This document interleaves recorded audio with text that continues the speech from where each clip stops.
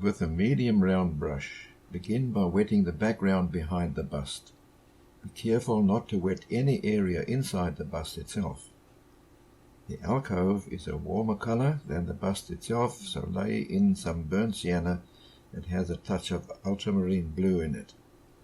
Work carefully around the profile of the bust, and while still damp, drop in some blue and let it merge into the warmer color.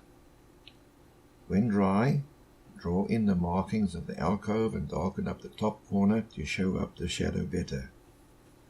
The best way to begin painting hair like this is to plot in all the very dark areas first. This saves you getting lost among the many similar details.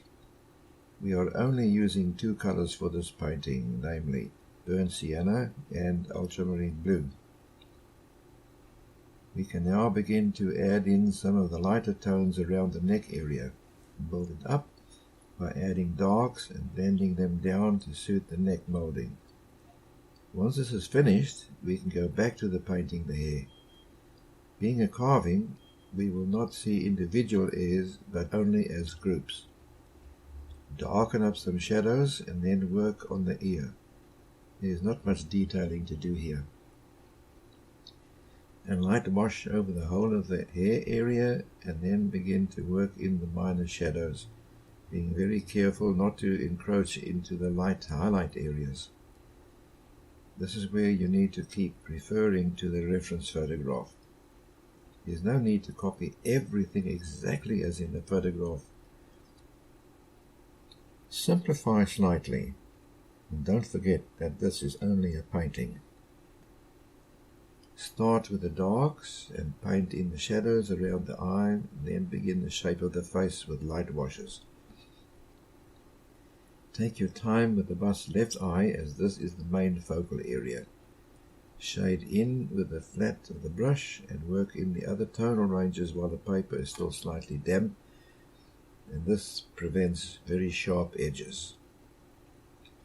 With a small round brush, we can now finish off the eye details and the forehead markings. Soften with a tissue when necessary. There are a lot of dark areas around the mouth, nose and the moustache, so block them in and begin to draw in the basic shadows of the beard. There are not many dark areas in the beard, so we can use a lighter color and we will darken up later on. Back to the smaller brush and emphasize the shadow of the moustache and a bit more of the beard. Add the cheek shadow and roughly finish off the upper beard. Add the lip shadow, and now we can finish off the beard by laying in the darks first and then the different tonal ranges. Again, these are only roughly painted in. Use a damp brush and a tissue to lift out the highlight areas. Touch up the eye and then very carefully glaze a very light burnt sienna wash over the right side of the face, a portion of the lower hair, and then the ear and neck. The tunic is bluish, so add a little bit more blue to the mix.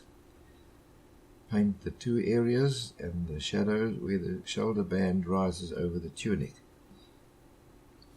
Draw in the basic stitching and paint the light blue for the band. Add the fold shadows and dot the right hand side at the same time. We can now paint in all the other small lines in the band together with the smaller shadows. The outer cloth has a cross, so add the dark outlines and all the dots as well. And this finishes off the painting. Please like this video if you have enjoyed watching it and leave a comment below. Don't forget to subscribe so we can inform you when we bring out more new tutorials like this one. If you would like to see the paint-along version of this class, head over to our website onlineartlessons.com. Thank you for watching.